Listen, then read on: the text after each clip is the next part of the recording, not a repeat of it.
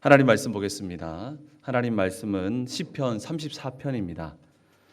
시편 34편 1절에서 10절까지 말씀을 우리 함께 보겠습니다. 시편 34편 1절에서 10절까지 말씀을 우리 교독해서 함께 보겠습니다. 시편 34편입니다. 우리 1절부터 10절까지 말씀을 교독해서 함께 읽도록 하겠습니다. 제가 먼저 한 절 읽겠습니다. 내가 여호와를 항상 송축하며 내 입술로 항상 주를 찬양하리이다. 영원히 여호와를 자랑하리니 공고한 자들이 이를 듣고 기뻐하리로다.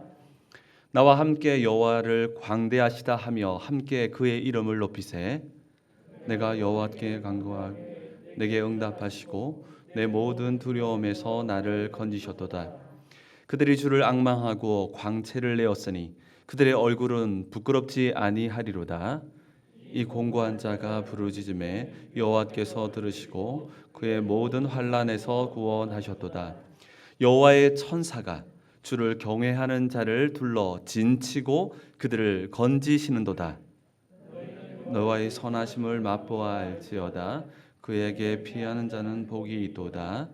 너희 성도들아 여호와를 경외하라. 그를 경외하는 자에게는 부족함이 없도다. 함께 보겠습니다. 젊은 사자는 궁핍하여 주를 지라도 여호와를 찾는 자는 모든 좋은 곳에 부족함이 없으리로다. 아멘. 오늘 담임 목사님께서 말씀을 전해주시기로 하셨는데 조금 컨디션이 좋지 않으셔서 제가 말씀을 전하게 되었습니다.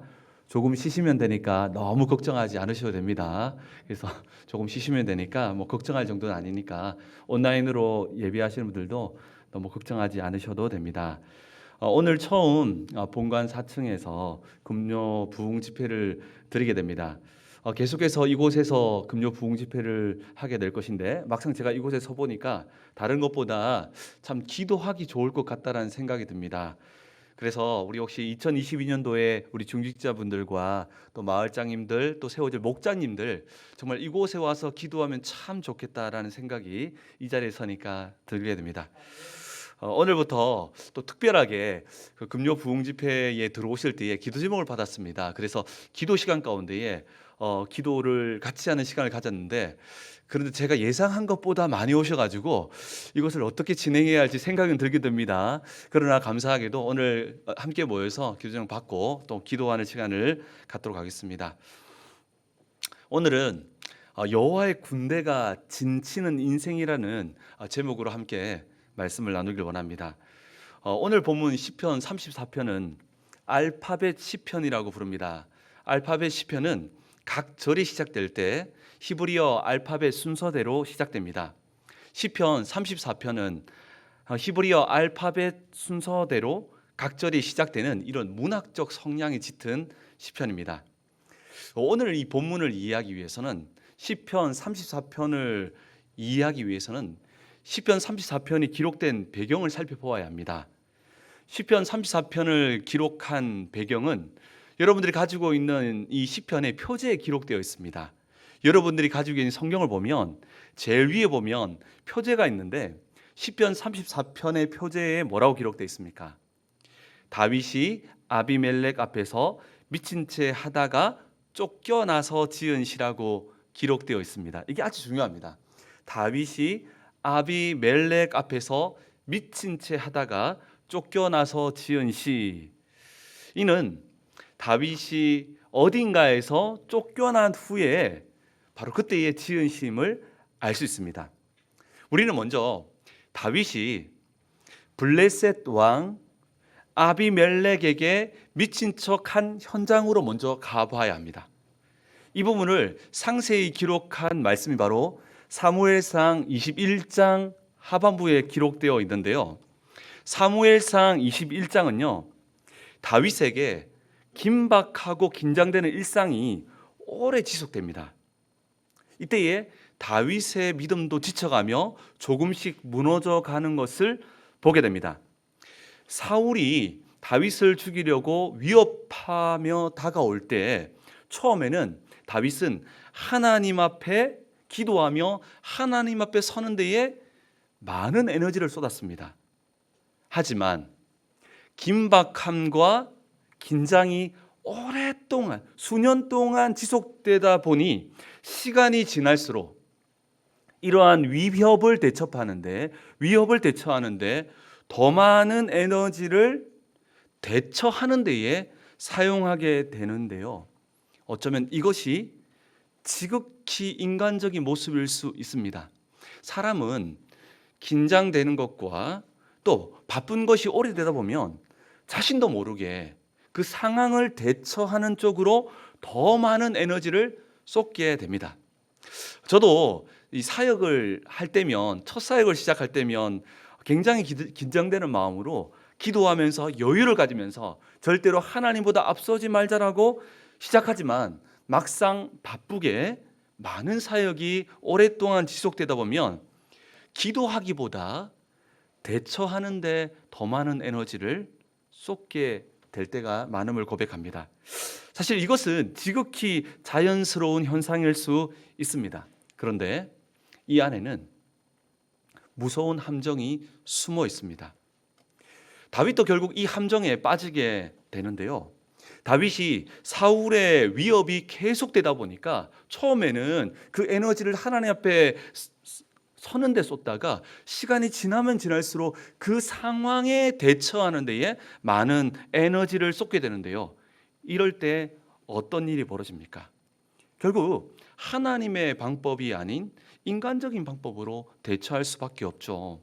하나님을 피난처로 삼다가 더 효과적이고 빨라 보이는 사람을 피난처로 삼게 됩니다.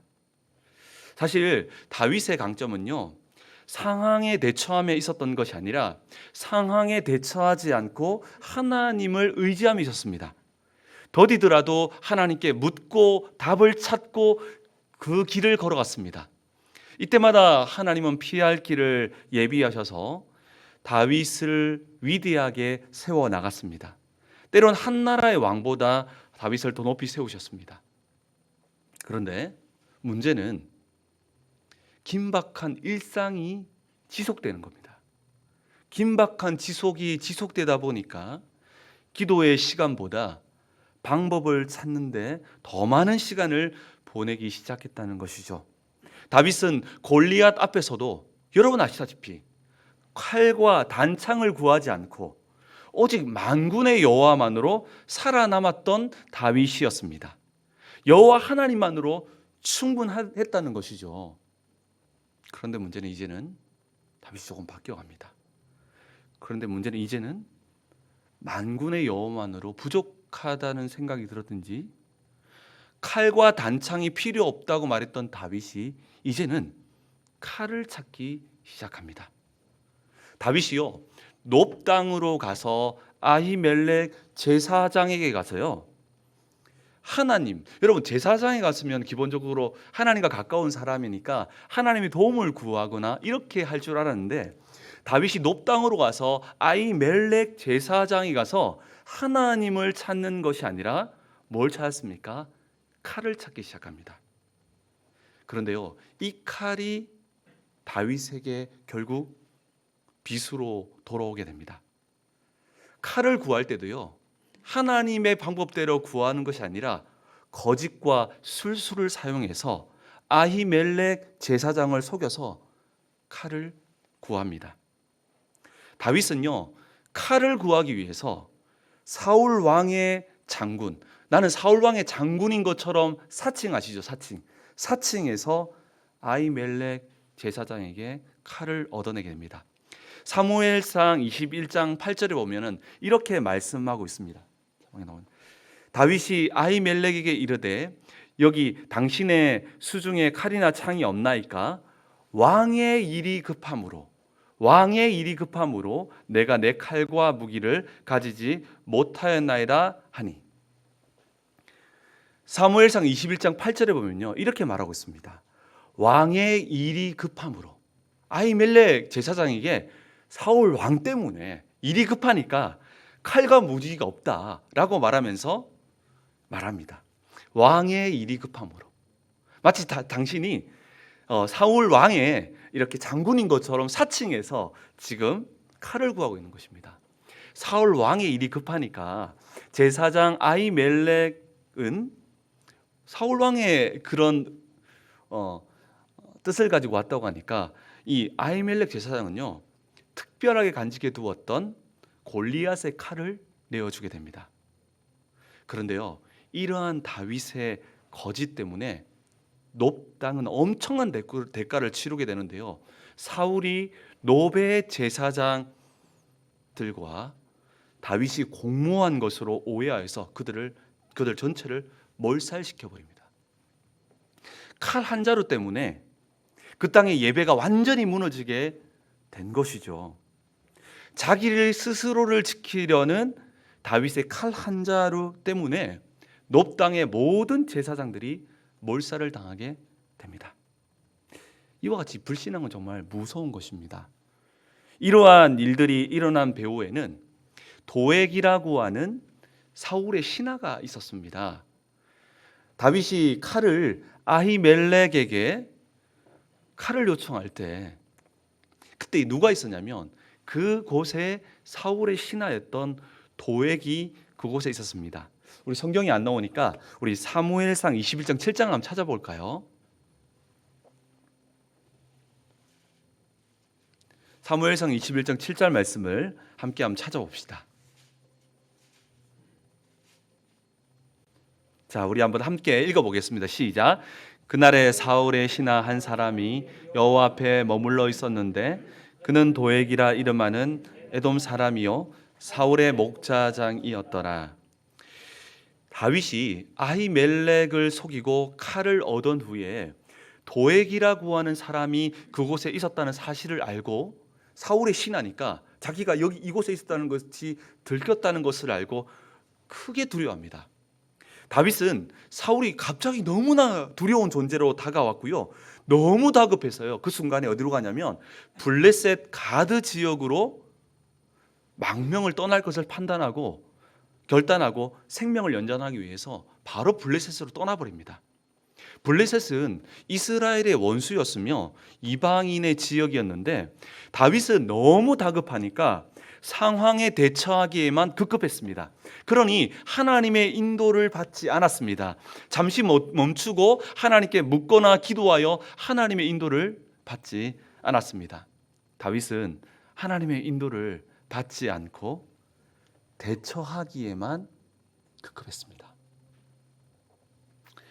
여러분, 이것은 사실 어쩌면 우리의 모습들에서 참 많이 나타나지 않습니까? 이것은 어쩌면 아주 인간적인 모습일 수 있지만 그렇게 해서는 안 된다는 것입니다. 왜냐하면 이 안에는 사탄의 덫이 숨어 있기 때문입니다. 사랑하는 성도 여러분, 우리는 하나님의 인도를 받고 하루하루를 살아가고 있습니까? 아니면 바쁘고 어려운 일들이 너무 지속되다 보니까 힘든 상황에 대처하는데 급급한 하루를 살아가고 있습니까? 다윗은 하나님의 인도를 받으며 사망의 음침한 골짜기에서도 푸른 초장으로 인도받았던 순간들도 많이 있었습니다. 하지만 상황에 대처하기에만 급급한 오늘과 같은 순간들도 있었습니다.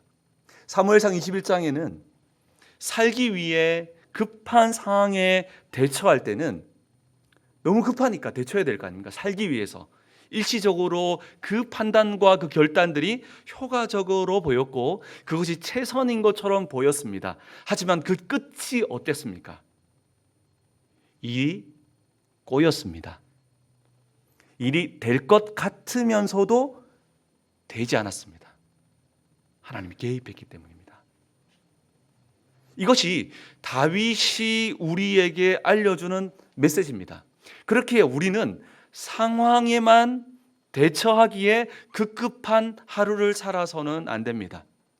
오늘 밤 우리는 하나님의 인도를 구하는 여유를 가지며 하나님의 뜻을 이루는 인생을 꿈꾸는 자가 되어야 합니다. 다윗은 이 도액이라고 하는 사람이 너무 두려워서 살기 위해서 블레셋 지역으로 가는데 그 지역에도 하필이면 가드 지역에 있는 아기스를 찾아갑니다. 다윗은 아기스 왕에게 자신을 속여서 블레셋에 망명하려고 그리고 살려고 했습니다. 다윗은 이것이 사울의 위협으로부터 살아남는 최선이라고 생각했습니다. 다윗은 하나님의 뜻보다는 살기 위해 움직였습니다. 그가 움직이는 방향은 바로 살기 위해서였습니다. 다윗은 살기 위해 여호와를 피난처로 삼다 결국 새로운 피난처를 찾게 되는데 바로 블레셋 왕이었습니다. 그러나 다윗이 살기 위해 선택한 길이었는데, 살기 위해 때로는 신앙도 타협하며 선택한 길이었는데, 성경은 그 길이 어떤 길이었다고 말하고 있습니까? 살기 위해 갔던 그 길은 결국 죽음에 이르는 길이었음을 성경은 말하고 있습니다. 다윗이 도액을 피해서 블레셋 아기스 왕까지 가는 데는 아무 문제가 없었습니다. 그런데 문제는 블레셋의 가드 지역은 바로 다윗이 물맷돌을 날려서 목을 베었던 골리앗의 고향이었습니다.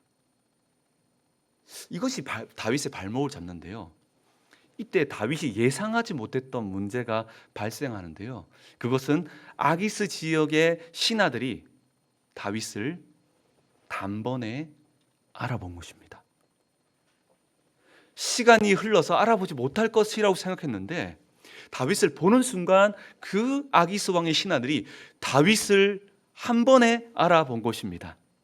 시간이 흘렀지만 그들은 골리앗을 무찔렀던 이 가드 지역의 영웅을 무찔렀던 바로 이스라엘 장수 다윗임을 분명하게 기억해내 버렸습니다.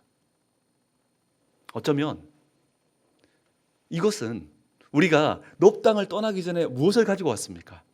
하필이면 가드 지역 출신이었던 골리앗의 칼을 들고 왔습니다. 다윗이 가지고 왔던 이 골리앗의 칼이 문제의 원인일 수도 있었을 것입니다. 그러나 원인은 분명하지 않습니다. 어쨌든 그들은 다윗을 한 번에 알아보았습니다. 사무엘상 21장 11절 바로 뒤에 있는 말씀이니까 같이 한번 읽어볼까요? 같이 보겠습니다. 아기스 신하들이 아기스에게 말하되 이는 그 땅의 왕 다윗이 아니니까 무리가 춤추며 이삼의 일을 노래하여 이르되 사울을 죽인다는 천천히요 다윗은 만만이로다 하지 아니하였는가 한지라. 이 말은 골리앗을 죽였을 때에 이스라엘 가운데 퍼졌던 이야기였거든요. 다윗을 가드 사람들이 알아보는 순간 이제 다윗은 어떻게 됐습니까? 완전 처형이죠. 그럼 생각해 보십시오. 가드 땅의 영웅을 죽였던 장군이 바로 왕 앞에 서 있습니다. 바로 처형을 당할 수 있는 위험을 맞게 된 것이죠. 왕의 한마디면 그 순간에 다윗은 처형을 당합니다. 다윗은 바로 아기스 왕에게 처형을 당할 위기를 맞게 된 것이죠. 살기 위해 그 모든 것 다 내려놓고 다급하게 달리고 달아왔는데, 그냥 살기 위해서 바둥바둥하면서 오늘 달려왔는데 돌아보니까 그 길이 죽음에 이르는 길이었다는 것이죠. 결국 죽음을 향해 달린 꼴이 되어 버렸습니다.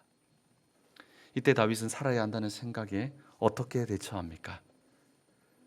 사무엘상 21장 13절에 보니까 이렇게 말하고 있습니다. 그들 앞에서 그의 행동이 변하여 미친 체하고 대문짝에 그적거리며 침을 수염에 흘리매. 다윗은 정말 어리석게도 원수의 소굴로, 아니 사형장으로 스스로 들어간 격이 되었습니다. 원수의 도단에서 안으로 어리석게도 스스로 들어간 것이죠. 이때 죽음을 직감한 다윗은 마음속으로 정말 간절히 하나님께, 신앙인이라면 그렇게 했지 않겠습니까? 이 모든 것을 하나님이 허락했다는 그 직감 속에서 정말 간절히 하나님께 회개하며 간절한 기도를 그 마음 가운데에 했을 것입니다. 오늘 읽은 시편은 이러한 다윗의 모습을 상상하게 합니다. 이러한 다윗의 기도는 결국 기적을 만들어내는데요. 죽음을 직감한 이 다윗은 뭘 하냐면 발연기 아시죠? 발연기. 연기도 별로 안 해본 사람이 처음 연기를 하는 발연기를 시작하는데요. 갑자기 미친 척 연기를 하는 겁니다. 금방까지 멀쩡했다가 금방까지 장군인 것처럼 의기양양한 모습으로, 왜냐하면 인정을 받아야 하니까. 근데 이 이야기를 듣자마자 발연기 아시죠? 발연기. 갑자기 미친 척 행동을 하는데요. 정말 말도 되지 않는 행동입니다. 혹시나 해서 갑자기 미친 척을 하는 것이라 볼 수 있습니다. 그런데요, 기적이 일어나게 되는데요. 그 기적은요, 다윗의 발연기에 아기스 왕이 완전히 속아 미친 줄 알고 죽이지 않고 쫓아내버립니다. 이것이 기적임을 오늘 시편에서 다윗이 고백하며 밝히고 있는 겁니다. 이것이 시편 34편에 오늘 우리가 읽었던 본문의 배경이 됩니다.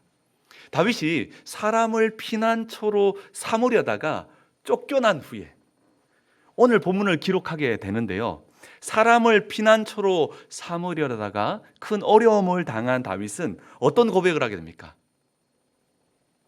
오늘 다윗의 고백 속에서 우리에게 주는 메시지를 찾아보도록 하겠습니다. 사람을 피난처로 삼으려다가 큰 어려움을 당한 후에 다윗은 어떤 고백을 하게 됩니까? 첫 번째로 보니까 다윗은요, 하나 여호와를 자랑하게 되었다라고 고백하게 됩니다. 시편 34편으로 다시 한번 돌아가 봅시다. 시편 34편 우리 2절 말씀을 우리 한번 더 같이 한번 읽어보겠습니다. 시편 34편 2절 말씀입니다. 우리 함께 읽도록 하겠습니다. 읽겠습니다. 시작. 내 영혼이 여호와를 자랑하니 공고한 자들이 이를 듣고 기뻐하리로다. 아멘. 사랑하는 성도 여러분, 언제 자랑하게 됩니까? 오늘 본문에 보니까 내 영혼이 여호와를 자랑하리라고 말을 하는데 언제 자랑하게 됩니까? 일반적으로는 자기에게 있는 것 중에 좋아 보이는 것, 특히 자기가 가지고 있는데 남들이 가지고 있지 않는 것들을 일반적으로 자랑하지 않습니까? 다윗이 사람을 피난처로 삼으려다가 실패를 경험하게 되는데요. 이 실패를 경험한 후에, 쫓겨난 후에 발견하게 된 것이 있는데, 그것은 진정한 피난처, 나의 가장 좋은 피난처는 자신 안에 있는 자기와 함께 하시는 하나님이라는 사실을 깨닫게 됩니다. 진정한 피난처는 하나님임을 깨달았으며 이것을 특별하게 깨닫고 발견하였으니 자랑하게 되었다고 고백합니다. 다윗이 사람을 피난처로 삼아 보니 사람과 방법의 허망함과 동시에 피난처 대신 하나님의 위대함을 깨닫게 됩니다. 이것을 다윗은 아기스 왕에게 쫓겨난 후에야 비로소 깨닫게 됩니다. 최고의 피난처는 여호와 안에 있다는 사실을 깨닫고 아주 특별한 이 여호와를 자랑하게 되었다는 것이죠. 오늘 밤에 우리도 이것을 발견해야 합니다. 그것은 진정한 나의 피난처는 물질도 사람도 권력도 아닙니다. 바로 우리 인생의 진정한 피난처는 바로 여호와가 되심을 아는 정도가 아니라 이곳에 모인 또 함께 예배하는 모든 자들이 깨달아야 한다는 것입니다. 이것이 세상에 있지 않은 우리 안에만 있는 것입니다. 그렇게 우리는 이것을 자랑해야 한다는 것이죠. 사람을 피난처로 삼은 후에, 갖은 고생을 한 후에, 쫓겨난 후에 정말로 우리가 모든 고생을 다하고 다윗처럼 정말로 많은 고생을 하고 어딘가에 쫓겨난 후에 이런 자랑을 하기보다 오늘 이 밤의 말씀을 통해서, 성령을 통해서 우리에게 가장 특별한 것은, 내게 있는 가장 특별한 것은, 내게 아주 특별한 것은 바로 하나님께서 피난처가 되시는 사실을 깨닫게 되기를 소망합니다. 이때에 우리 인생의 최고의 피난처는 하나님이 되심을 체험하게 될 줄 믿습니다. 이때 우리는 우리 인생을 정말 보호하시고 지키시는 그 은혜를 우리는 경험하게 될 것입니다. 사람을 피난처로 삼으려다가 큰 어려움을 당한 후에 또한 다윗은 어떤 고백을 하게 됩니까? 두 번째로는 공고한 자의 부르짖음을 들으시며 응답하신다라고 고백하는데요. 6절 말씀을 보니까 이렇게 말씀하고 있습니다. 우리 시편 34편 6절에 보니까 이 공고한 자가 부르짖음에 여호와께서 들으시고 그의 모든 환난에서 구원하셨도다. 공고한 자가 부르짖음에 여호와께서 들으시고. 여러분, 이 성경을 이해할 때는 아까 우리가 보았던 사무엘상의 배경에서 이 성경을 해석해야 합니다. 다윗에게요, 갑자기 뜻하지 않게 죽음의 위협이 찾아왔습니다. 다윗에게 하나님께서 분명히 일이 꼬이게 하셔서 죽음의 위기까지 다다르게 된 것이죠. 그런데 문제는 죽음의 위협 앞에 기도할 시간이나 여유가 없었다는 사실입니다. 기도할 겨를이 없었다는 것이죠.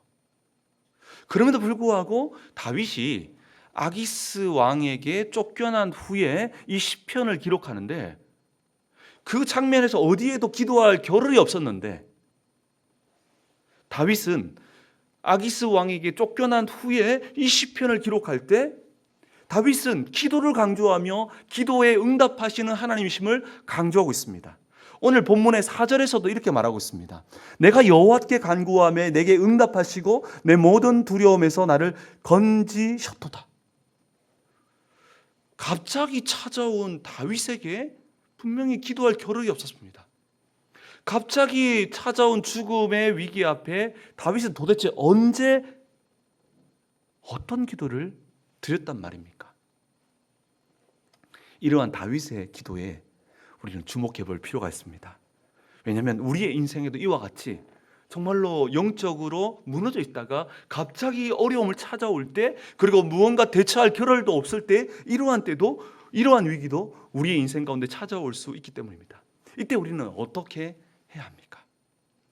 도대체 다윗은 어떤 기도를 드렸다는 것입니까? 언제 어떤 방식으로 드렸다는 것입니까? 그 기도는 느헤미야서에서 단서를 찾을 수 있는데요. 아닥사스다 왕이 느헤미야에게 얼굴에 근심이 가득해 보인다라고, 무슨 근심이 있냐라고 질문을 던집니다.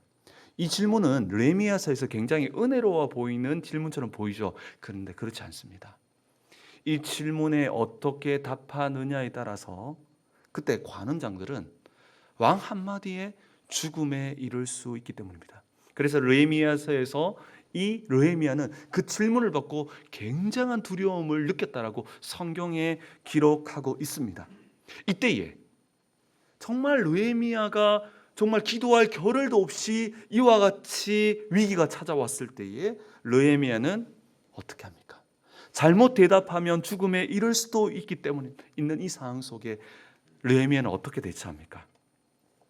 이때 대처하는 느헤미야의 모습 속에서 다윗의 모습을 유추해 볼 수 있는데요. 시간 관계에서 제가 느헤미야 2장 4절 말씀을 읽어드리겠습니다. 왕이 내게 이르시되 그러면 내가 무엇을 원하느냐 하시기로 내가 곧 하늘의 하나님께 묵도하고, 왕이 내게 이르시되 그러면 내가 무엇을 원하느냐 하시기로 내가 하늘의 하나님께 묵도하고, 하늘의 곧 하나님, 하늘의 하나님께 묵도하고, 여기에서 묵도하고라고 하는 히브리어는 에트팔렐이라고 하는 단어인데요, 간절한 소원을 품고 하나님께 간절히 매달리는 기도의 모습을 말합니다. 아니, 왕이 질문하는데 잠깐만요 하고 기도하고 돌아온 걸 말합니까? 아닙니다. 느헤미야는 왕과 대화하면서 정말 그 위기의 순간에 눈을 뜬 채 간절히 여호와께 매달렸다는 겁니다. 그런데 하나님께서는요, 이 짧은 기도를 들으시고 놀라운 일들을 시작하십니다. 죽음의 위협 앞에 생명을 다해 하나님께 매달리는 이 짧은 기도 속에 이스라엘 역사를 새롭게 움직이는 일들을 시작하는데요, 결국 이 짧은 기도가 예루살렘 성벽을 재건하는 일의 출발점이 됩니다. 다윗이 위기가 왔을 때에, 일이 꼬여서 죽음을 직감할 때, 아, 하나님이 하셨구나라는 것을 깨달았을 때에 하나님께 묵도함으로, 하늘의 하나님께 묵도함으로 미친 척하게 되는데요. 하늘의 하나님께 이 묵도한 다윗의 기도 속에 기적이 시작되는데요. 이것이 사람을 피난처로 삼다가 큰 어려움을 당한 다윗의 세 번째 고백으로 이어집니다. 다윗은 어떤 고백을 마지막으로 할까요? 세 번째로 고백은요, 여호와를 경외하는 자들에게는 하늘의 군대가 동원된다고 고백합니다. 우리 오늘 본문 7절 말씀을 너무 중요하니까 같이 읽어보겠습니다. 7절 말씀 함께 읽겠습니다. 시작. 여호와의 천사가 주를 경외하는 자를 둘러 진치고 그들을 건지시도다. 아멘. 오늘 본문에 보니까 여호와를 경외하는 자의 모습은 어떤 모습이라고 말하는 것일까요? 여러분, 오늘 본문에서 여호와를 경외한다는 것은 찬란한 수식어가 가득한 그런 정의가 아니고요. 여호와를 경외한다는 것은, 다윗이 말하는 여호와를 경외한다는 것은 자신이 피난처로 삼던 모든 것을 내려놓고 회개한 후에 하나님께로 나오는 것을 말합니다. 다윗은 인간적인 방법과 술수와 사람을 의지하다가 실패합니다. 이때야 비로소 하나님께 나오지만 늦지 않았다는 겁니다. 이때서야 비로소 하나님께 나오지만 늦지 않았다는 겁니다. 자신이 피난처로 삼았던 모든 것을 내려놓고 하나님께만 간절히 기도하기 시작하는데요. 이러한 모습이 오늘 본문에서는요, 여호와를 경외하는 자의 모습이다, 이 됩니다. 여호와를 경외한다는 것은 결국 자신의 방법과 노력을 내려놓고 하나님 앞으로 나오는 것을 말합니다. 이때에 어떤 일이 시작됩니까? 여호와를 경외하는 자들에게 하늘의 군대, 하나님 나라의 군대인 하늘의 천군과 천사가 진을 치고 지켜주신다라고 다윗은 고백하게 된 것입니다. 다윗이 죽음의 위협에 빠져나올 수 있었던 것은 다윗이 미친 척한 발령기 때문이 아니었습니다. 다윗은 알았습니다. 아, 그렇구나. 하나님께서 하나님의 천사를 보내어 다윗을 지켜주셨기 때문이었습니다.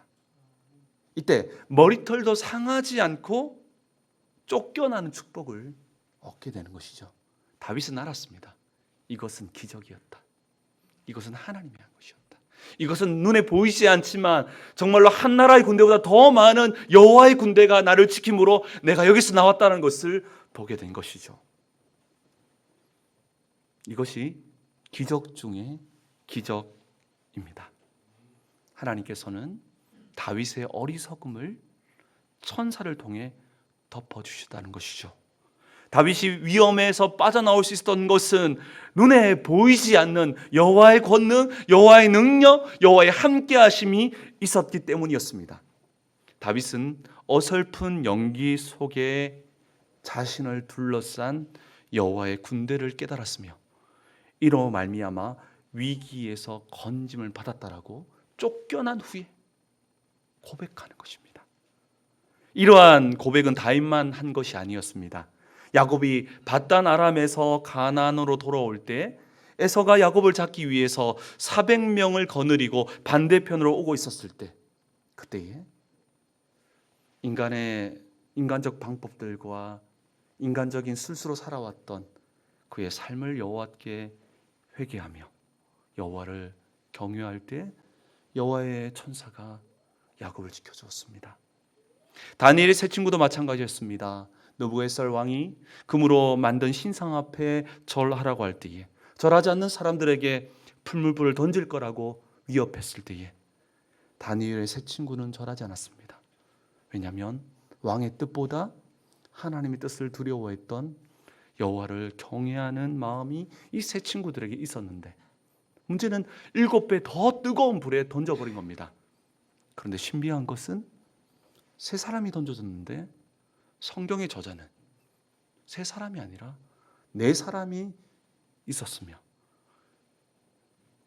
그 속에서 여호와의 천사가 그들을 지켜 보호하였다는 것을, 그래서 다니엘의 세 친구의 머리털 하나도 타지 않았음을 성경은 분명히 기록합니다.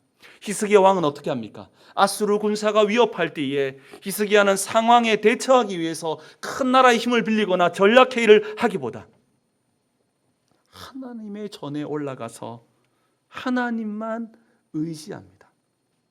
이때에 하나님의 천사가 나타나서 이스라엘을 진치고 아수르 군사 18만 5천을 하루아침에 박살내게 됩니다. 다윗도 야곱도 다니엘의 세 친구도 히스기야에게도 여호와의 천사가 진을 치고 이들을 지켜줍니다. 이들의 공통점은 무엇일까요?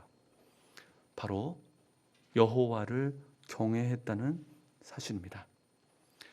여호와를 경외하는 자를 하나님의 천사가 진을 치고 지켜주십니다. 이것을 성경이 약속하고 있습니다.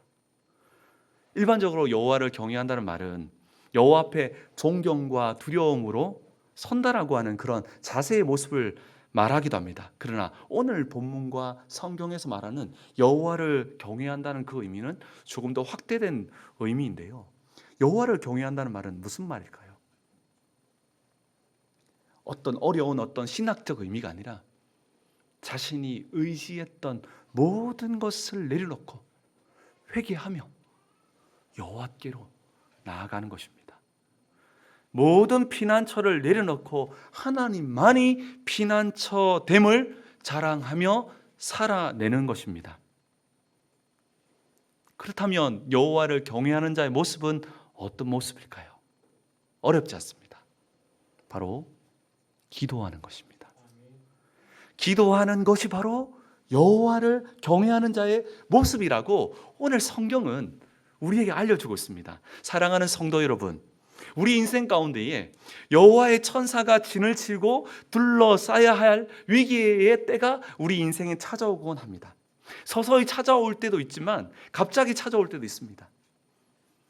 이때 하나님의 천사가 우리를 둘러서 진쳐주시고 우리를 건져주셔야 하는데요, 이를 위해서는 우리가 하나님을 경외하는 자가 되어야 한다는 것입니다.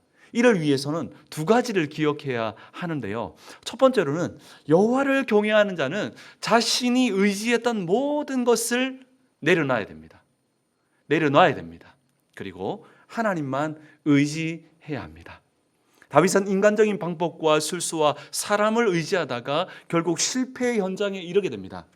그렇습니다. 우리가 붙들고 있는 잘못된 피난처는 그것이 우리를 살게 하는 것처럼 보이지만 결국 우리에게 이끄는 방향은 실패와 죽음이었음을 잊지 말아야 합니다. 이것이 성경이 우리에게 들려주는 메시지입니다. 우리는 하나님만 의지하는 자, 곧 여호와를 경외하는 자가 되어야 합니다.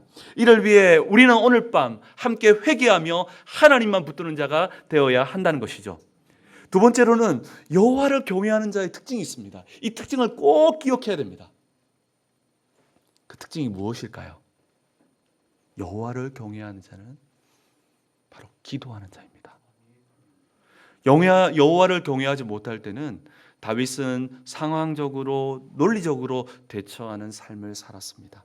그러나 그 삶을 회개하고 여호와를 경외할 때 상황에 대처하기보다 하나님께 간절히 매달리는 모습이 나타났는데요, 결국 여호와를 경외하게 될 때 기도하는 곳에 서 있었음을 우리는 놓치지 말아야 합니다.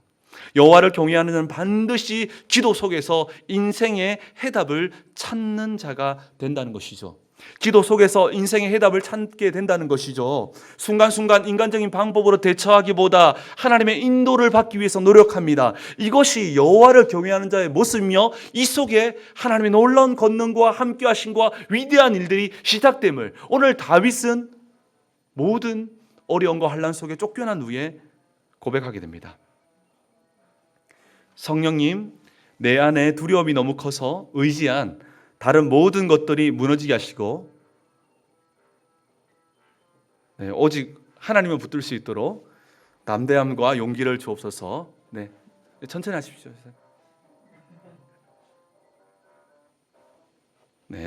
이때 성령 하나님께서 이 밤에 우리의 마음을 만지실 것입니다. 정말 성령님께서 내 안에 모든 두려움이 너무 커서 우리가 정말로 사실 알잖아요.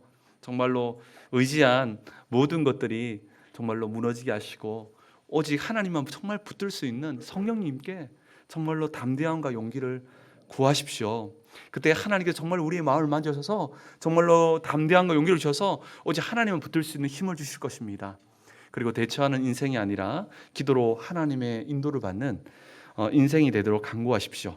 이때 우리는 여호와를 경외하는 자가 될 수 있습니다.